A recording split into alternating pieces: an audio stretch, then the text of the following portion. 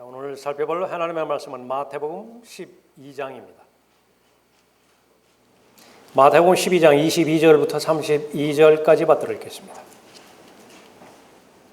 그 후에 마귀에게 사로잡혀 눈 멀고 벙어리 된 사람을 주께 데려오니 주께서 그를 고쳐주시니라. 그러므로 그 눈 멀고 벙어리 된 사람이 말도 하고 보기도 하니 무리가 다 놀라워서 말하기를 이분이 다윗의 아들이 아니냐고 하더라.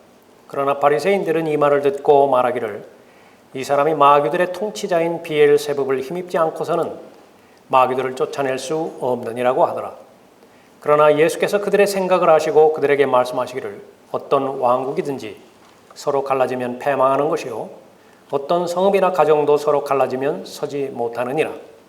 그러므로 사탄이 사탄을 쫓아내면 그 자체가 갈라지는 것이니 그러면 어떻게 그의 왕국이 서겠느냐. 그러므로 내가 비엘세붑을 힘입어 마귀들을 쫓아낸다면 너희 자식들은 누구를 힘입어 그들을 쫓아내느냐. 그러므로 그들이 너희의 재판관이 되리라. 그러나 내가 하나님의 영을 힘입어 마귀들을 쫓아내면 그때는 하나님의 나라가 너희에게 임한 것이라. 사람이 먼저 강한 자를 결박하지 않고 어떻게 강한 자의 집에 들어가 물건을 약탈할 수 있겠느냐. 묶은 후에야 그 집을 약탈할 수 있느니라. 나와 함께 하지 않는 자는 나를 반대하는 자요 또 나와 함께 모으지 않는 자는 흩뜨리는 자니라. 그러므로 내가 너희에게 말하노니 각종 죄와 모독은 사람들에게 용서가 되나 성령을 거스르는 모독은 사람들에게 용서될 수 없느니라. 또 누구든지 인자를 거슬러 말하는 자는 용서받을 수 있어도 누구든지 성령을 거슬러 말하는 자는 용서받을 수 없느니라. 이는 이 세상에서나 오는 세상에서도 마찬가지니라. 기도하겠습니다. 존귀하시고 전지전능하신 아버지 하나님, 예수 그리스도의 보혈을 통하여 구원받은 하나님의 자녀들 한 모임으로 모아주시고 주님께서 넣어주시는 같은 생각과 같은 마음으로 만왕의 왕이시고 만주해 주신 아버지 하나님 앞에 영광과 찬송을 돌리며 또 하나님께서 부해 주신 은혜와 자비의 깊은 마음으로부터 감사를 표명하는 손길과 또 마음을 모두 받으셨습니다. 예수님께서 이 세상에 오신 목적은 죄들을 없애기 위함이며 마귀들의 일들을 멸하기 위함이며 또 죽음을 두려워함으로 평생을 노예로 속박되어 있는 자들을 놓아주셔야 하는 것이라고 저희들에게 알려주시고 또 가르쳐 주셨습니다. 구원받은 하나님의 자녀의 합당한 삶을 살기를 원합니다. 들려주실 하나님의 말씀을 통해서 진리 안에 있는 참된 자유를 허락해 주시고 성령의 아름다운 결실의 열매를 맺을 수 있도록 인도해 주셔서 마음으로나 생각으로나 행동으로 하나님을 기쁘시게 해드리고 하나님을 영화롭게 해드리는 하나님의 자녀들로 인도해 주십시오.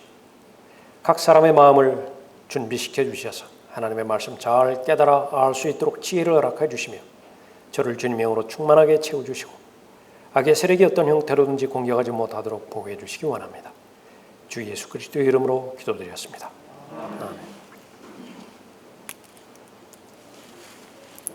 자, 오늘 설교의 제목은 양자택일입니다. 럭커만 목사님의 추천 도서 가운데서 조시 맥도웰이라고 하는 사람이 쓴 기독교의 역사적 증거들이라고 하는 책이 있습니다. 그 가운데 캠브리지 대학의 교수였었고요. 한때는 불가지론자였던 C.S. 루이스라고 하는 사람이 한 말입니다. 우리가 말해서는 안 되는 한 가지 말이 있다. 나는 예수를 위대한 도덕 선생으로는 받아들일 준비가 되어 있지만 그가 하나님이라는 주장은 받아들일 수 없다고 말하는 것이다. 이것이 우리가 말해서는 안 되는 한 가지 말이다. 하나의 인간에 불과한 주제에 예수께서 하신 그런 종류의 말을 하였다면 위대한 도덕 선생으로는 어울리지 않는다. 그는 정신 이상자이거나 아니면 지옥의 마귀일 것이다. 당신은 스스로 선택해야 한다. 이 사람이 하나님의 아들이라고 믿던가 아니면 미친 사람이거나 그보다 더 나쁜 사람이라고 믿던가 택일하여야 한다. 계속되는 말입니다. 당신은 그를 바보로 몰아붙일 수 있고 그에게 침을 뱉고 그를 마귀라고 하며 죽일 수 있다. 본문의 바리새인들이 그렇죠. 아니면 당신은 그의 발 앞에 엎드려 그를 주와 하나님이라고 부를 수 있다. 그러나 그가 하나의 훌륭한 인간 스승이라는 오만한 헛소리는 그만두라. 그는 우리에게 그것을 허용하시지 않았다. 예수님께서도 사람들이 자신을 누구라고 믿고 있는가 아주 대단히 중요하게 여기셨습니다. 제자들에게 묻습니다. 사람들이 나를 누구라고 말하느냐? 침례인 요한이라고 말하기도 하고, 어떤 사람은 엘리야라고 그렇게 말하기도 하고, 어떤 사람들은 선지자들의 가운데 한 사람이라고도 그렇게 말한다고 제자들이 답을 합니다. 그건 별로 중요하지 않고, 너희는 나를 누구라고 생각하느냐? 제자들이 말을 하죠. 주님은 그리스도시니이다. 그러니까 그것이 중요한 거예요. 사람들은 예수 그리스도에 대해서 어떤 평판을 갖든지 간에 나는 예수 그리스도에 대해서 반응을 보여야 되는데 그분은 과연 내게 있어서 어떤 분이신가? 오늘 이 시간에도 계속해서 던지는 질문입니다. 너는 나를 누구라고 생각하느냐? 만일 예수 그리스도 자신이 하나님이 아니었다라고 하는 것을 스스로 알고 있다면 어떻게 될까요? 그거 모르죠. 예수님 생각에도 우리가 들어가 본 적이 없으니까. 그러나 예수님 자신이 본인이 하나님이 아닌 것을 알고 있어요. 그러면 조금 전에 인용한 이 구절처럼요, 가장 사악한 거짓말쟁이, 위선자 중에 위선자인 것입니다. 왜 그렇죠? 정직하라고 가르쳤잖아요. 사랑에 대해서 설교하셨잖아요.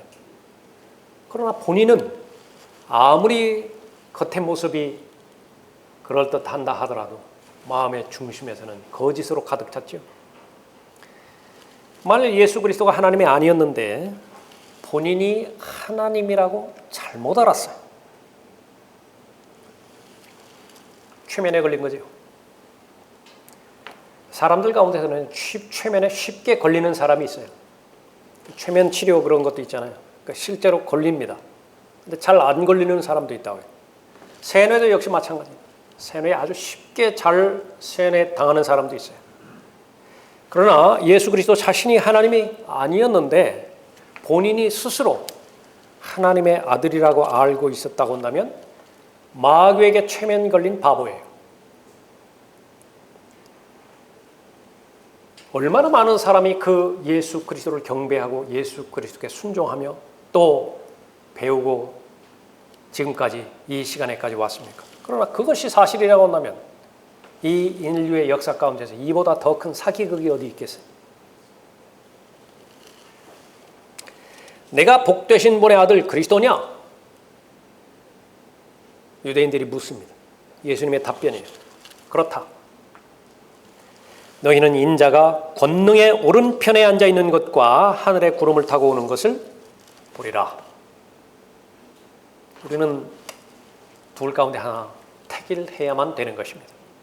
진짜 하나님이든지 본문에서 말하는 마귀 들린 자이든지. 예수 그리스도는 하나님인가 마귀인가? 둘 가운데 하나를 선택해야 되지 제3의 선택을 여지를 둔 적이 없어요. 훌륭한 스승이라든지 4대 성인 가운데 한 분이라든지 그런 것은 자기를 기만하는 것입니다. 두 가지 택일 가운데 첫 번째는 예수 그리스도를 하나님으로 받아들이는 사람이 있습니다. 예수 그리스도는 하나님의 아들이에요.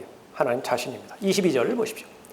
그 후에 마귀에게 사로잡혀 눈멀고 벙어리 된 사람을 주께 데려오니 주께서 그를 고쳐주시니라. 그러므로 그 눈멀고 벙어리 된 사람이 말도 하고 보기도 하니 무리가 다 놀라서 말하기를 이분이 다윗의 아들이 아니냐고 하더라. 여기에 나오는 마귀에게 사로잡혀 있는 한 사람이 나오죠. 이스라엘을 예표하고 있는 인물이에요. 예언적으로 이스라엘을 말하고 있습니다. 예수님께서는 메시아로서 표적을 보여주셨죠. 왕국의 표적과 이적을 그야말로 말할 수 없을 정도로 많이 보여주셨는데 사람들이 안 믿어요. 받아들이질 않는 것입니다. 예수님께서 오신 1차적인 목적은 자기 백성에게 오신 거예요. 이방인들 때문에 온 것이 아니라 자기 백성, 이스라엘을 구원하기 위해서 오셨던 것입니다. 그러나 이스라엘이 거부했어요. 그가 자기 백성에게 오셨으나 자기 백성이 그를 영접하지 아니하였더라. 거부해버렸어요. 그러면 그 구원이 이제 이방인들에게 향한 것입니다. 그러나 누구든지 그를 영접한 사람들에게는 이방인도 상관없어요. 하나님의 아들들이 되는 권세를 주셨으니 즉 그의 이름을 믿는 사람들에게니라. 이방인의 충만함이 찰 때까지 이스라엘의 귀는 둔하게 되어 있습니다. 안 들려요. 이스라엘의 눈은 보지 못하게 멀어져 버렸습니다. 그래서 주님께서는 눈 멀고 벙어리 된 자를 회복시키시는 분으로 본문에 제시되어 있죠. 이스라엘을 회복시키실 것이에요. 이 사람은 단지 눈 멀고 벙어리만 된 것이 아니라 마귀에게 사로잡혔습니다. 마귀가 직접적으로 개입이 되었던 것입니다. 사람들이 예수 그리스도를 보고 다윗의 아들이라고 말하죠. 성경에서 말하는 다윗의 아들, 그것은 바로 메시아로서 이 지상에 세워지는 천국, 그것에 대한 상속자라고 하는 사실을 잘 알고 있습니다. 하나님께서 다윗에게 언약을 주셨죠. 왕국을 약속하셨습니다. 그 왕국은 영원히 지속되어지는 왕국인데 다윗의 아들을 통해서 그 왕국이 실현될 것이라 약속하고 있습니다. 사무엘하 7장 12절에서 내 날들이 차서 내가 내 조상들과 함께 잠들 때 다윗은 죽을 거예요. 그러나 내가 내 몸에서 나올 곧 내 뒤에 올 내 씨를 세우고 내가 그의 왕국을 견고하게 하리라. 역사적으로는 바로 다음에 솔로몬이 나왔는데 그 솔로몬이 그 씨가 될 수도 있었는데 후반부에 배교해버렸죠. 솔로몬은 아니에요. 다윗의 후손, 아들을 통해서, 다시 말하면 예수 그리스도를 통해서 그 법적인 상속을 이어받게 하는 것입니다. 그가 내 이름을 위하여 한 집을 지을 것이요 나는 그의 왕국의 보좌를 영원히 견고하게 하리라. 다윗의 아들입니다. 내 집과 내 왕국이 내 앞에서 영원히 세워지리라. 내 보좌가 영원히 세워지리라 하더라 언급하고 있습니다. 그러니까 성경에서 말하는 인자가 그런 내용이고요. 또 다윗의 아들이 그런 내용입니다. 예수님의 호칭 가운데서 하나님의 아들이라고 하는 호칭이 나오지요. 그것은 하나님의 신성을 말해주고 있습니다. 이분이 다윗의 아들이 아니냐? 예수 그리스도를 하나님으로 받아들이는 것입니다. 다윗에 대한 상속권을 가지고 계신 그분께서 하나님의 때가 되어서 마리아에게서 출생하셨죠. 여자에게서 나신 것이에요. 그것을 성령께서는 합법적인 상속자라고 인정을 해주시는 것입니다. 보라 내가 너의 태 안에 임신하여 한 아들을 낳으리니 그의 이름을 예수라 하라. 그는 위대하게 될 것이며 가장 높으신 분의 아들이라 불릴 것이요 하나님의 아들이라 불릴 것이고 동시에 다윗의 아들이라 불릴 것이에요. 또 주 하나님께서 그에게 그의 조상 다윗의 보좌를 주실 것이며 그는 야곱의 집안을, 이스라엘이죠, 야곱의 집안을 영원히 통치할 것이요 그의 왕국은 무궁하리라고 하니라 말씀하고 있습니다. 하나님의 아들이시기 때문에 영적인 보좌에 대한 상속권을 가지고 계실 뿐만 아니라 다윗의 아들 인자이시기 때문에 다윗에게 언약한 지상에 세워질 왕국에 대한, 천국에 대한 보좌에 대한 상속권을 가지고 계시는 것입니다. 마태복음 22장에서 바리새인들에게 예수님께서 질문을 하나 하세요. 구약에서 바로 다윗의 아들에 대해서 언급하고 있는데 다윗이 그 아들을 보고 주라고 말하죠. 이것은 있을 수 없는 일입니다. 특히 동양권에서요, 셈종 문화권에서 자기 아들이 태어나는데, 아들의 아들이 태어나는데 그 후손을 보고 하나님이라고 불러요. 어떻게 설명하겠느냐? 단 한 사람도 대답할 수 없습니다. 그러니까 유일하게 예수 그리스도께서 다윗의 아들일 뿐만 아니라 인간으로 오셨죠. 또 하나님의 아들이심을 입증하는 그런 부분입니다. 예수 그리스도는 하나님인가? 예수 그리스도는 마귀인가? 둘 가운데 하나만 선택할 수 있습니다. 극히 소수의 사람들만이 예수 그리스도를 하나님으로 받아들였습니다. 대부분의 사람들은 거부했어요. 이스라엘에게 오셨지만은 이스라엘 전체가 예수 그리스도를 거부했어요. 그러나 그를 믿는 사람은 누구든지 하나님의 아들들이 되는 권세를 주셨다. 그렇게 약속하고 계시죠. 예수 그리스도는 하나님인가 마귀인가 양자택일해야만 됩니다. 오늘도 여러분에게 똑같이 묻습니다. 예수 그리스도는 하나님이신가? 그렇다고 한다면 여러분은 무릎을 꿇어야 돼요. 경배해야 됩니다. 절해야 되는 것이에요. 여러분의 생애의 모든 부분에 있어서 통치권을 그분께 위임해 드려야 되는 것입니다. 그러지 않으면 예수 그리스도는 마귀인가? 본문의 바리새인처럼 그렇게 할 수 있어야 됩니다. 증오해야 되고요. 마귀가 오는 것은 도둑질하기 위함 아니에요. 여러분 가정에서 얼마나 많은 것을 도둑질했어요. 여러분의 남편, 아내, 자녀, 여러분의 부모 도둑질해 가서 결국은 마지막 심판 때에 저주를 받아서 불못으로 들어가게 만들어버리죠. 누구 때문에 그런 것이에요? 마귀 때문이라고요.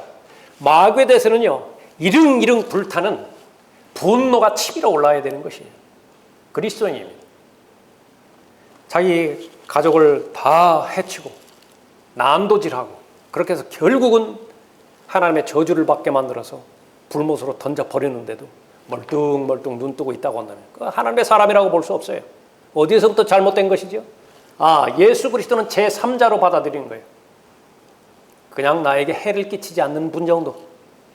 내 도움이 있을 때에 그저 다가가면 도움을 줄 수 있는 분 정도. 그러나 성경은 그러한 여지를 전혀 남겨놓지 않습니다.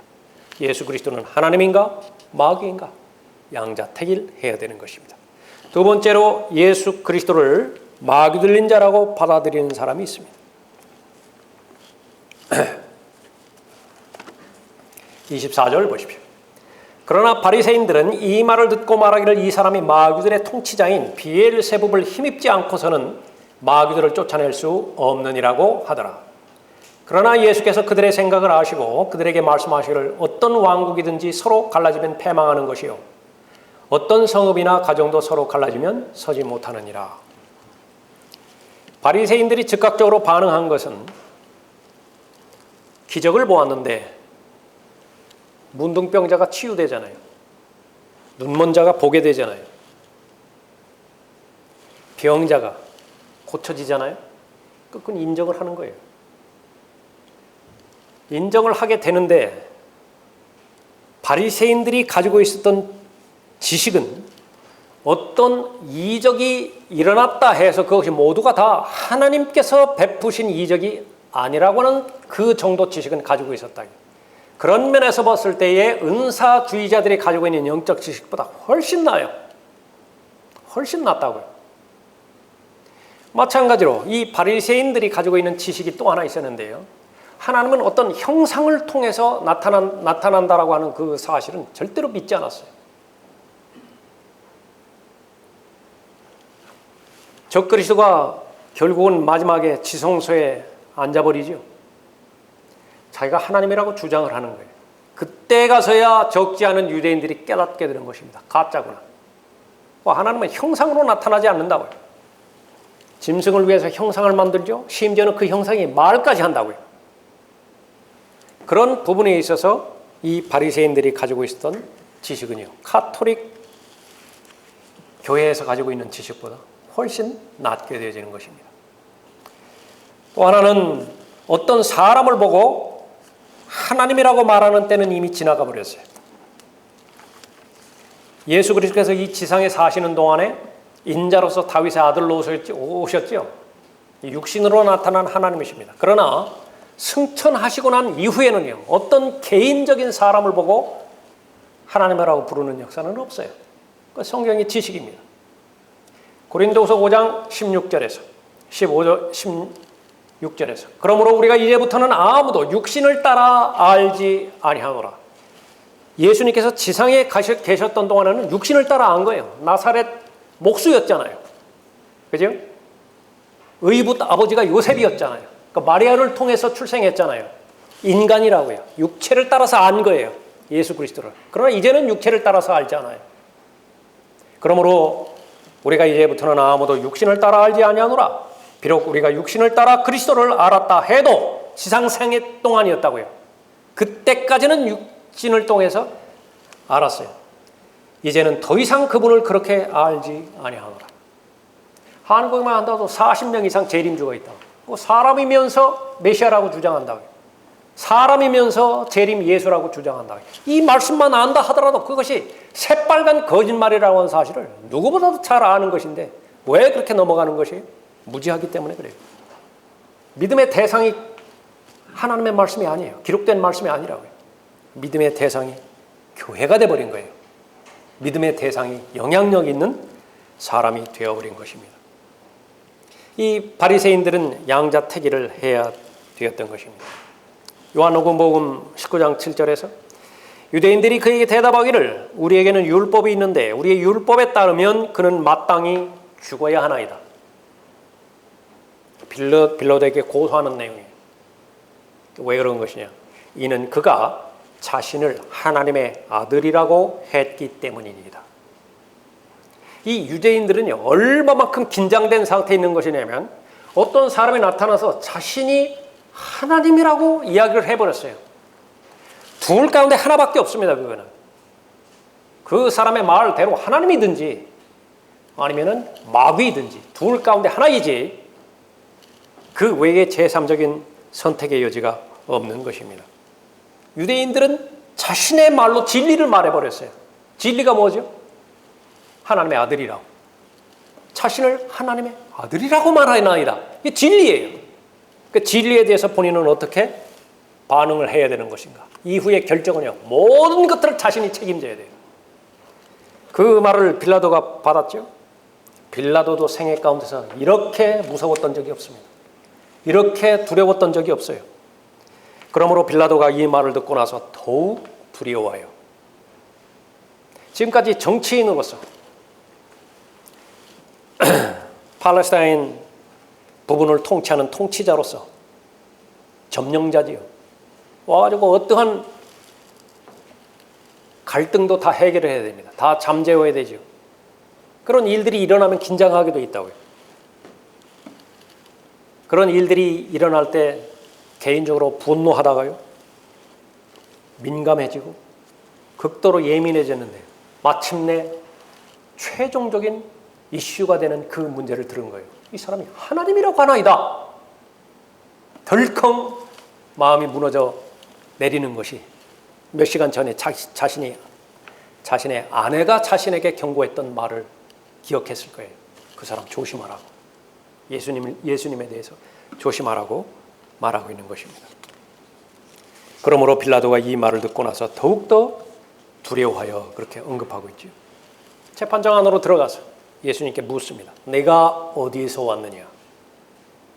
나사렛 출신이라고 하는 것은 이미 다 알았어요. 지금 팔레스타인은 어디에서 왔느냐? 그거 묻는 것이 절대로 아니에요. 우주적인 질문을 지금 하고 있는 것입니다. 그 말은 무슨 말이에요? 네가 하나님이냐 인간이냐? 자신이 처리해야 되는 죄수 한 사람을 놓고 빌라도는 그렇게 질문하고 있는 것입니다. 내가 어디서 왔느냐? 빌라도도 어쩔 수 없이 양자택일의 그 막다른 골목에 몰려온 것입니다. 그때 빌라도가 이 말을 듣고 예수를 끌고 나와서 히브리어로 가파다, 즉 돌로 포장된 길이라고 하는 곳에 있는 재판석에 앉더라. 재판석에 앉으면 어떻게 돼요? 반드시 판결을 내려야 돼요. 재판석에 앉았는데 판결을 유보해버렸다. 그 재판장이 아니에요. 그러나 빌라도는 재판석에 앉았던 것입니다. 한 번 내려진 결정은요, 얼마만큼 유효할까요? 영원입니다. 한 번 내려진 결정은 절대로 되물릴 수 없어요. 얼마만큼 무서웠겠어요? 얼마만큼 두렵겠어요? 성령 하나님께서 그 빌라도의 마음을 얼마만큼 강력하게 찔렀겠어요? 본인도 3번씩이나 말하잖아요. 죄를 발견할 수 없다고, 죄를 발견할 수 없다고. 그러면서도 그 양심을, 자신의 양심을 스스로 짓밟아 내므로 인해서 넘겨줘 버렸죠. 얼마나 그 무서운 일이겠습니까? 예수 그리스도는 하나님인가? 예수 그리스도는 마귀인가? 둘 가운데 하나밖에 없어요. 나는 길이요. 거기서 유일한 길이요 그 말이라고. 나는 유일한 진리요 유일한 생명이라. 나로 말미암지 않고는 아버지께로 갈 사람이 없느니라. 하나님이라면 그 말이 진리가 되지만은요, 하나님이 아니라고 한다면 그런 독선이 어디 있어요? 그런 배타적인 진리를 어떻게 가르치는 것이에요? 예수 그리스도만이 진리라는데 예수 그리스도 안에만 영생이 있다라고 하는 것인데 그것을 공경연하게 설교하고 가르치는 것입니다. 하나님인가 마귀인가? 무엇을 선택하느냐에 따라서 그 사람의 영혼이 달라지는 것인데 나는 어디에서 영혼을 보낼 것인가가 결정되는 것입니다. 하늘나라라고 하는 영혼에서 영혼을 보내든지 지옥이라고 하는 영혼에서 영혼을 보내든지 양자택일로 결정되는 것입니다. 이 유대인들이 받아들여야 돼요. 하나님의 아들로 받아들이든지 아니면 마귀로 정죄를 해버리든지 그렇게 됨으로 인해서 영원히 결정되어지는 것입니다. 인간의 자유의지예요. 인간의 자유의지의 결정에 따라서 두 가지 방안이 펼쳐질 것을 하나님께서 제시해 놓으셨는데 인간이 어떤 선택을 하든지 간에 성경에 기록되어 있는 하나님의 말씀은 그대로 100% 완성이 되어지는 것입니다. 이것이 바로 사람의 말이 아니라 하나님의 말씀임을 입증하는 것이에요. 예수 그리스도의 죽으심과 묻히심과 부활하심 그것을 근거로 해서 하나님의 예언된 모든 말씀은 다 그대로 이루어지는 것입니다. 첫 번째로 유대인이 회개하고 죄사함 받은 것으로 인해서 예수로 침례를 받죠. 그러면 구원받은 자들을 즉시로 휴거시킬 것입니다. 대환란은 곧바로 이루어질 것이에요. 그러면 교회 시대는 없습니다. 교회 시대는 있다 하더라도 아주 잠정적으로 있게 되어지는 것입니다. 두 번째 선택으로 유대인들이 십자가 이후에 자신의 메시아를 거부하면 어떻게 됩니까? 이방인들을 향한 문이 열려요. 하나님의 나라가 이제 선포가 되어지는 것입니다. 잠정적으로 이스라엘을 버리십니다. 지금 상태가 바로 그 부분이죠. 빌라도를 사용하셔서 유대인들이 앞으로 2000년 동안 어떠한 박해와 어떠한 마귀의 극심한 박해를 받을 것인지 사용하고 계시는 것입니다. AD 33년부터 시작해서 십자가부터 시작해서 AD 325년까지 로마 제국이죠. 그때까지 로마 군인들에게 복종해야만 하게 만드셨어요. 선택 때문에 그래요. 우리에게 왕은 카이사뿐이라고 말했다고요. 십자가에 처형하소서, 십자가에 처형하소서. 그 선택이 지금까지 왔던 것입니다. AD 400년부터 지금 현재까지 로마 카톨릭에 복종해야만 하게 만드셨던 것이죠. 빌라도 자신이 하나님으로부터 쓰임받는 존재가 되어버린 거예요. 빌라도는 그 사실을 몰라요. 그 모르는 채 자신의 생을 다했던 것입니다. 본문의 바리새인들은요, 하나님의 아들보다 더 중요한 것이 본인들이 세운 의식이에요. 장로들의 전통입니다. 바리새인들이 두려워했던 것은 백성들이 더 이상 그 의식을 따르지 않을까 봐 두려워하는 것입니다. 자신의 자존심이 무너져 버리는 것이고 더 이어서는 자신의 생계에 이상이 생겨버리게 되는 것입니다. 종교적인 문제에 있어서 이 바리새인들은 하루살이를 걸러내는 데 있어서 전문가들이에요.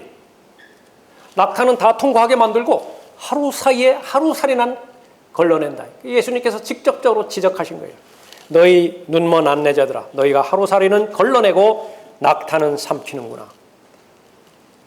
낙타는 삼키는데 하루살이는 다 걸렸는데 사소한 일에 목숨 거는 사람들이 있죠. 자동차가 전복이 돼버렸어요. 큰 사고죠. 전복 정도 되면. 원인을 알아봤더니 조수석에 초콜릿이 떨어졌더래요. 그러니까 그거 주술라고, 운전하면서 그거 주술라고 했다가 차가 전복이 되는 사고를 경험하게 된 것입니다. 사람의 생애 가운데서 얼마만큼 부질없는 것들에, 거의 가치 없는 것들에 자신의 시간을 쏟고 열정을 쏟고 자신의 가치를 쏟아서 정작 비교할 수 없는 가치 있는 것들을 다 잃어버리고 있어 합니까? 그 가운데서 영혼과 관련된 일들, 그런 일들을 다 놓쳐버리는 것이 선택에 있습니다. 예수 그리스도는 과연 하나님이신가?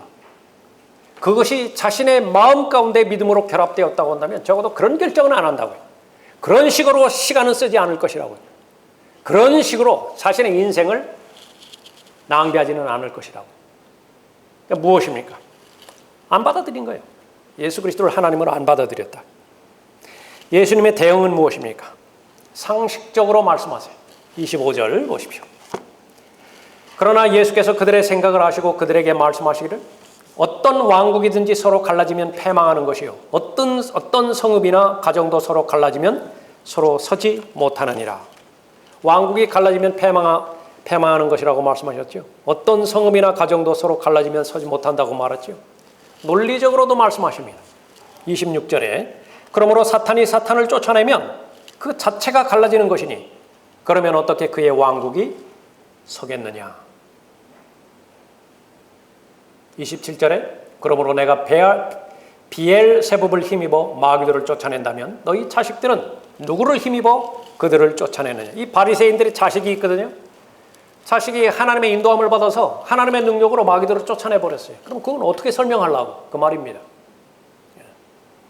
너희 자식들은 누구를 힘입어 그들을 쫓아내느냐. 그러므로 그들이 너희의 재판관이 되리라 말씀하고 있습니다. 결론적으로 말씀하시죠. 28절에서 그러나 내가 하나님의 영을 힘입어 마귀들을 쫓아내면 그때는 하나님의 나라가 너희에게 임한 것이라. 사람이 먼저 강한 자를 결박하지 않고 어떻게 강한 자의 집에 들어가 물건을 약탈할 수 있겠느냐. 묶은 후에야 그 집을 약탈할 수 있느니라. 예수님께서 계속해서 자신을 하나님으로 계시하려는 것입니다. 영적인 세력들을 마귀를 쫓아내시는 하나님으로 자신은 하나님 나라의 왕이라고 소개를 하는 것이에요. 그렇게 제시를 하는 것입니다. 예수님은 천국의 왕일 뿐만 아니라 하나님의 나라의 왕이지요. 하나님의 나라의 왕으로서 모든 영적인 존재들, 그것을 제자리로 돌려놓으시는 것입니다. 천사들, 주권들, 권세들, 그리고 하나님의 주권 아래에 있는 모든 영적인 아들들, 제자리로 돌려놓는 것이에요. 회복시키는 것입니다. 악한 세력들에 대해서는 정죄하시고 심판하시고 하나님의 나라의 왕으로서 그렇게 통치하시는 것이지요. 예수님은 마귀를 쫓아내시는 것으로 능력과 권능을 표출하심으로 인해서 하나님의 나라를 가져오시는 것입니다. 그것이 이스라엘 백성의 관점에서 볼 때는 표적이에요. 이스라엘이 천국에 들어가기 위해서는요, 천국이 실현되기 위해서는 전제 조건이 있는 것인데 모든 더러운 영들에 대해서 해결을 봐야 돼요. 마귀에게 점유되고 마귀에 사로잡힌 영역들에 대해서 해결을 먼저 봐야 됩니다. 깨끗해져야 되는 것이에요. 그래서 먼저 하나님의 나라를 구하라고 말씀하셨던 것입니다. 먼저 그분의 의를 구하라고 말씀하셨죠. 그것은 천국이 도래하기 전에, 천국이 실현되기 전에 먼저 그 천국 백성의 마음이 하나님의 의로 채워지고 또 하나님의 법으로 가득 채워져야 된다. 영적인 상태로 회복되어야 된다라고 것을 말씀하신 것이죠. 그래서 이스라엘 백성은 표적을 행하시는 예수 그리스도를 예언된 메시아로 받아들이게 되는 것입니다. 그러나 유대인 지도자들이 거부해버렸죠. 거부해버렸을 때 그 왕국을 빼앗아 가버린 거예요. 그리고 영적인 나라를, 하나님의 나라를 이방인들에게 개방을 시킨 것이죠. 그러나 이 시점은 어때요? 마찬가지로 이방인들이 이 하나님의 나라, 은혜의 복음을 거절하기 시작했던 것이에요. 그럼 지금은 이제 하나님의 나라를 빼앗아 가시기 바로 직전이라. 그럼 지금까지 잠정적으로 버림받았던 유대인들이 다시 회복되어지는 그 과도기 가운데 있습니다. 대단히 위험스러운 때예요. 대단히 심각한 때이고요. 대단히 판단하기 어려운 때입니다. 마지막 날들이에요. 다른 것이 어려운 것이 아니라 영적으로 어려운 날들이라고 언급하고 있습니다. 필라델피아 시대의 기점으로 해서 얼마나 많은 죄인들이 예수 그리스도를 개인의 구주로 영접했습니까? 삶의 주님으로 따라서 순종하고 성령의 아름다운 결실의 열매를 맺고 불의의 열매를 맺고 하나님을 기쁘시게 해드리고 하나님께 영광을 돌려드렸습니다. 그러나 지금은 더 이상 예수 그리스도를 개인의 구주로 받아들이지 않습니다. 하나님에 대해서 정면으로 대적하고 성령께 대놓고 욕을 하죠. 하나님께 대해서 욕을 하죠. 그런 역사적인 시점에 와 있는 것입니다. 예수 그리스도는 하나님이신가? 예수 그리스도는 마귀인가? 양자택일밖에 없어요. 하나님으로 선택한 사람은 하나님 앞에 순종하고 하나님 앞에 경배 드리며 또 하나님과 동행할 것입니다. 마귀라고 한다면 본문의 바리새인들처럼 정죄하고 죽일 거예요. 그들의 목표는 죽이는 것이라고요. 자칭 하나님이라고 말한다. 그러나 그 바리새인들이 내린 결론은 마귀 들린 사생아예요. 부정 가운데서 아들 하나 낳았잖아요. 정상적으로 태어난 아이가 아니라고요. 사생아라고. 거기에다가 마귀까지 들려버렸어요. 온갖 기적과 표적을 다 베풀어 버리는 것입니다. 온갖 돌아다니면서 자신이 하나님이라고 설교하고 적지 않은 사람들이 거기에 몰려 다니는 것입니다. 왜 죽이지 않아야 됩니까? 반드시 죽여야 되죠. 두 가지 선택밖에 없어요. 그 두 가지 선택에서 한 걸음 뒤로 물러나와서 제3자적인 입장을 취하는 것은요, 그것은 하나님 앞에 절대로 변명거리가 되지 않습니다. 둘 가운데 하나를 선택해야 되는 것입니다. 마지막 세 번째로 양자택일 중 예수 그리스도를 마귀 들린 자로 받아들인 결과 용서받을 수 없는 죄를 짓게 되어지는 것입니다. 31절 보십시오. 그러므로 내가 너희에게 말하노니 각종 죄와 모독은 사람들에게 용서가 되나 성령을 거스르는 모독은 사람들에게 용서될 수 없느니라. 또 누구든지 인자를 거슬러 말하는 자는 용서받을 수 있어도 누구든지 성령을 거슬러 말하는 자는 용서받을 수 없느니라. 이는 이 세상에서나 오는 세상에서도 마찬가지니라. 소위 용서받지 못할 죄예요. 많이 들어보셨죠? 용서받지 못할 죄. 용서받지 못할 죄가 아닌 것, 그것부터 몇 가지 살펴보면 근본주의자들이 설정하는 예수 그리스도를 거부하는 죄예요. 예수 그리스도를 거부하고 영접하지 않는 죄는 용서받지 못할 죄라고 그렇게 언급하고 있습니다. 그러나 사실이 아니에요. 여러 번 예수 그리스도 거부하다가 심지어 100번 이상 예수 그리스도 거부하다가 마지막에 예수 그리스도 영접하면 구원받아요. 용서받지 못할 죄가 아닌 것입니다.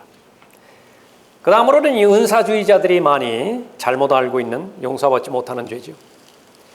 성령께서 행하신 일을 사탄이 한 일이라고 하는 것이다.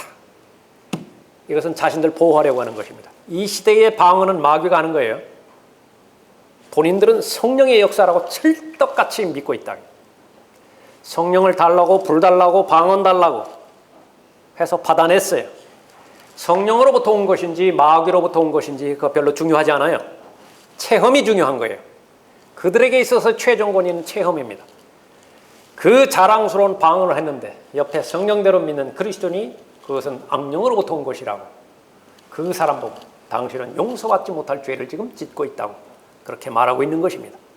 전혀 그렇지 않는 것입니다. 방언과 표적, 치유의 역사 그런 것들을 방어하려고 하는 동기에서 하는 말인 것입니다. 성경은 무엇이죠? 무엇이 성령의 역사이고 무엇이 악령의 역사인 것인지 그것을 구분해내는 사람들, 그것을 가려내는 사람들에 대해서는 최고의 칭찬을 하십니다. 그것보다 더 잘하는 일은 없어요.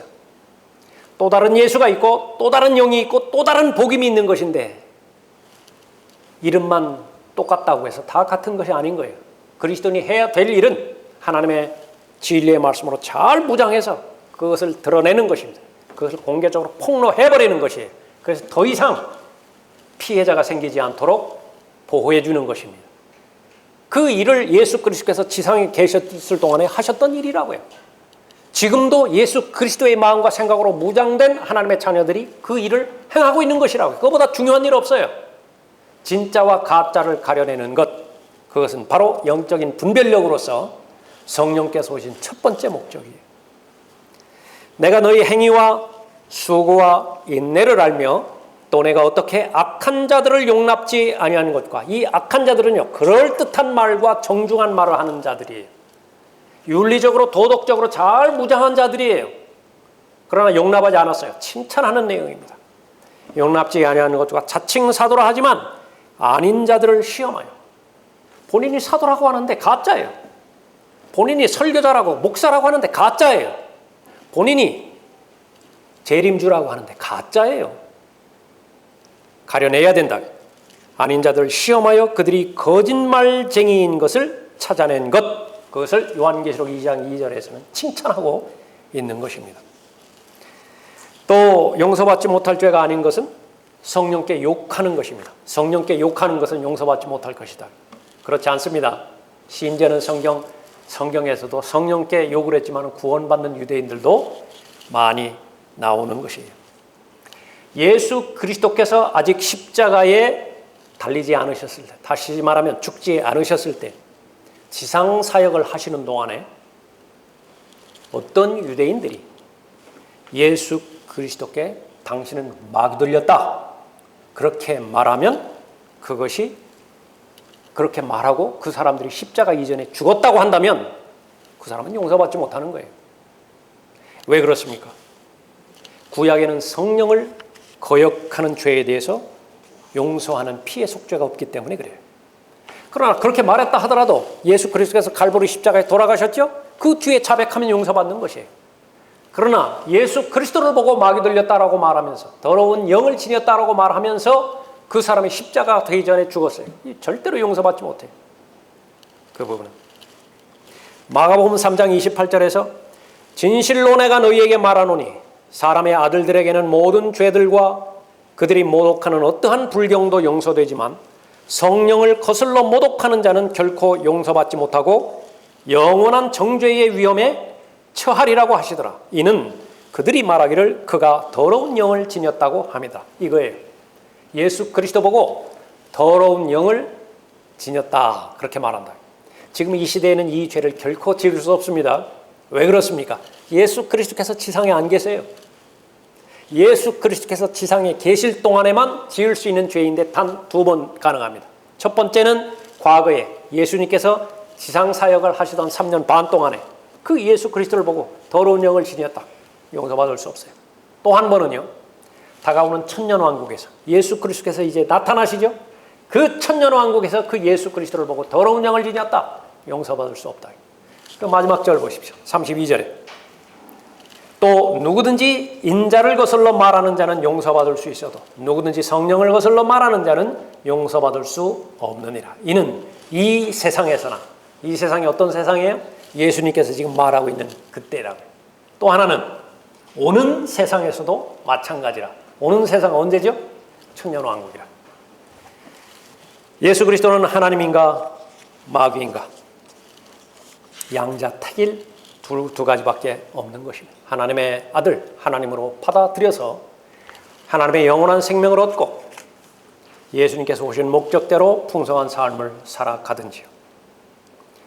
진실로 진실로 내가 너희에게 말하노니 내 말을 듣고 또 나를 보내신 분을 믿는 자는 영생을 얻고 정죄에 이르지 아니할 것이며 사망에서 생명으로 옮겨지느니라. 낙원에서 셋째 하늘에서 영혼을 보내는 것이. 그러나 본문의 바리새인들처럼 마귀 들린 자로서 마귀 들린 사생아로 그렇게 받아들인다고 한다면 영원한 정죄를 받아서 지옥에서 영혼을 보내야만 되는 것입니다. 제3의 선택은 없어요. 나는 제3의 선택인데요. 그럼 모두가 다 하나님의 아들로 받아들이지 않고 거부하는 그 입장에 서는 것입니다. 침묵은 동조하는 것이에요. 예수 그리스도와 함께하지 않는 자는 반대하는 자예요. 30절에 나와 있죠. 나와 함께하지 않는 자는 나를 반대하는 자요. 또 나와 함께 모으지 않는 자는 흩뜨리는 자니라. 변명거리가 결코 될 수 없는 것입니다. 여러분은 여러분의 생애 가운데서 예수 그리스도를 개인의 구주로 영접하셨습니까? 잘 아신 것입니다. 성령의 인도함 가운데서 올바른 결정을 하신 거예요. 그 이후로 매일매일 살아가면서 하나님께서 원하시는 것은 바로 예수 그리스도에 대해서 너는 나를 누구라고 생각하느냐 말씀하셨을 때 주는 그리스도시요 하나님의 아들이니라. 구주이실 뿐만 아니라 세이비어, 오늘 하루하루 살아가는 데 있어서 우리의 주님이 되시는 것이에요. 로드, 시인하는 것입니다. 그렇게 될 때에 하나님의 나라의 통치를 받게 되는 것이고 성령 하나님의 통제 가운데서 말씀으로 인한 풍성한 열매를 잘 맺어가는 것이죠. 말과 노리는 것은 무엇입니까? 두 가지 선택 가운데서 다 빼버리는 거예요. 발 다 빼버리는 거예요. 나는 제3의 선택을 하려한다. 그러나 그런 선택은 성경에 없는 것입니다. 다시 한번 오늘 말씀을 토대로 해서 여러분의 마음을 하나님의 말씀의 기준으로 해서 나는 예수 그리스도를 누구로 선택하고 있는 것인가? 그 선택에 합당한 삶을 살고 있는 것인가? 성찰해보는 시간이 되길 바랍니다. 기도하겠습니다.